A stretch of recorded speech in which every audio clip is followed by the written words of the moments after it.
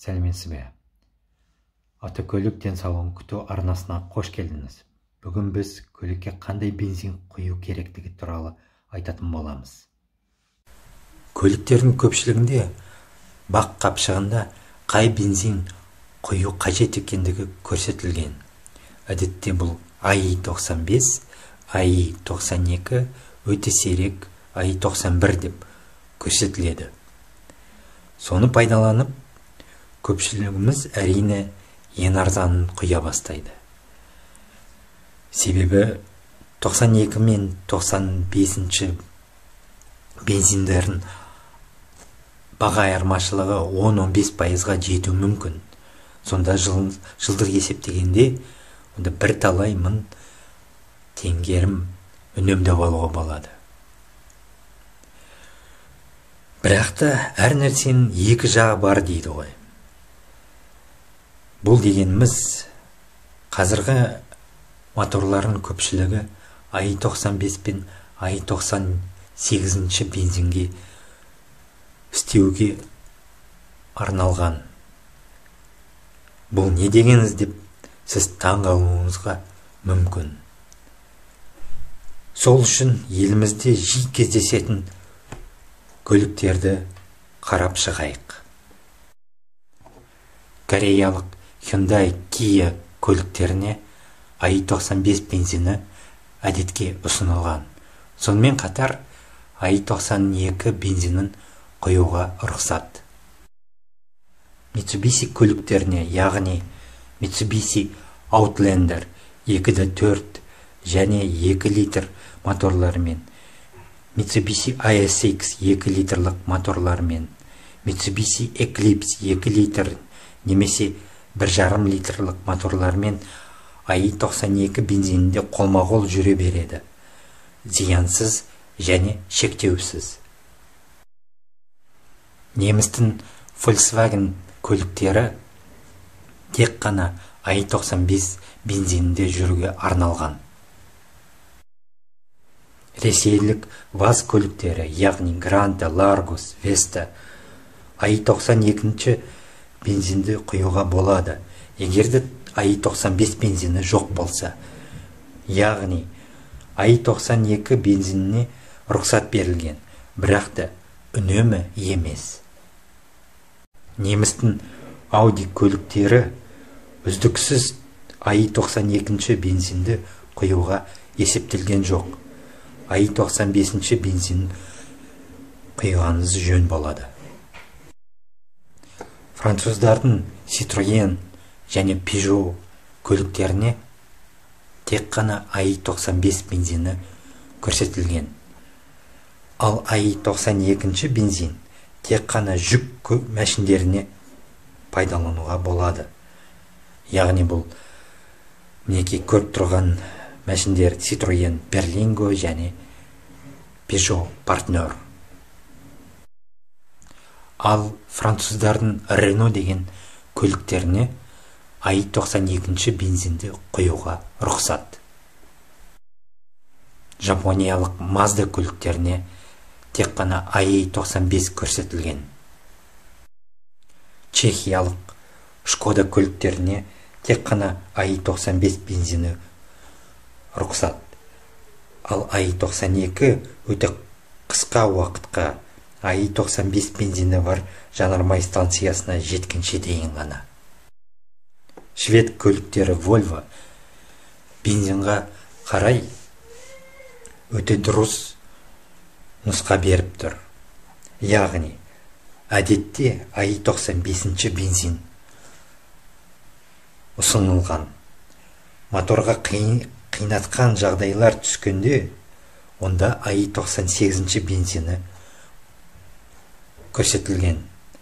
Ал 95 пен 98 бензиндер жоқ кездерінде қысқа уақытқа АИ-92 бензинді құюға рұқсат.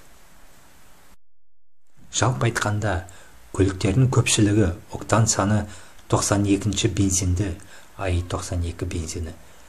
АИ-95 бензині болмаған жағдайда ғана пайдалануға рұқсат етіледі. Төтенше жағдайларда сіз кем дегенде 92-ші бензинді құя аласыз көлігіңізге. Бірақ та көлігіңізді орташа жылдамдықта және жеңіл жүктемеде жүргізгеніңіз жөн. Негіз, құрметті көрермен, өздеріңіз көргендей, көліктердің көпшілігі 95-ші бензинге арналған. Тек қана кореялық Kia, Hyundai және Жапонияның Mitsubishi көліктерін i92 мен толтыруға болады. Бұл яғни адамзаттың қоршаған ортаны қорғау мақсаттарында жасалған мәселелер. Яғни бүгінгі күндегі моторлардың көпшілігі i95 бензинге арнап шығарылады. Неге солай? Себебі әлем бойынша 95 бензиндер көп тараған.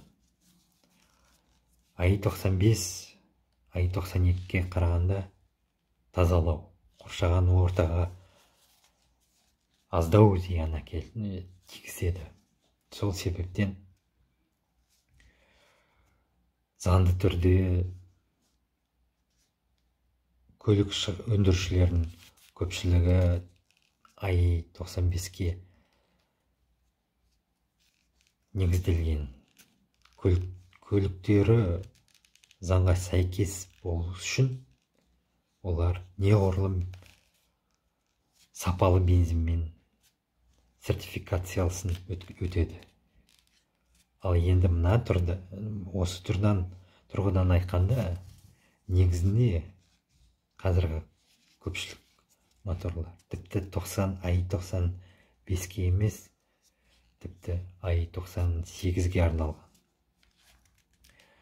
Мен мына слайдтарда ұмытып кеткем Toyota туралы бір-екі сөз айтуға. Мысалы, Toyota Camry 75. Бұл мәшіндер тек қана 95, ең кем дегенде 95-ші бензинмен құйғаны жөн, толтырған жөн. Себебі бұл моторлардың ішінде бензин тікелей цилиндрдің ішіне жіберіледі. Direct injection деген форсункалар арқылы. Сол себептен егерде сол жаңа Toyota Camry 75-ті 92-ші бензинмен үнемі үздіксіз суара берсе, онда бір күні бұл моторлар зақымдануы мүмкін. Бұл яғни дегеніміз детонация пайда болуы мүмкін. 92-ші бензинмен әр мотордың детонацияға қабілеті өсе береді. Себебі октан саны бойынша неғұрлым аз бензин, ал i92 октан саны 92, i92 i95-ке қарағанда i95-тің октан санына i95-тің октан жағынан детонация қабілеті өте жоғары болып келеді. Сол себептен қазіргі мәшіндерге тек қана i95-тен жоғары бензинді құйғаны жөн. Әрине, слайдта атап өткендей, қиын жағдайларда i92-ді құюға болады. Бірақ та үнемі емес. Былайша айтқанда, өз тәжірибеме бойынша бір екі сөз айтып кеткенде, өз мәшінеме мен тек қана i95 құюға тырысамын. Енді алыс жолдарда, бір ауылды жерде болмаса ғана, қала ішінде 95-ті құюға тырысамын. Ал ыстық кездерінде, 30 градус ыстық кездерінде, жаз күндерінде, онда тіпті 98-ші бензин құйғаны жөн. Себебі i98-дің детонациялық қабілеті 95-ке қарағанда одан ары жоғары болып келеді. Осы айтқаным. Ал егер де сіздерге осы видеом пайдалы болса, егер де сізге ұнаса, каналға жазылыңыз, видеоға лайк қойыңыз, астыға пікір қалдырыңыз. Жаратқан ие сізге риза болсын, және күндеріңіз керемет өтсін.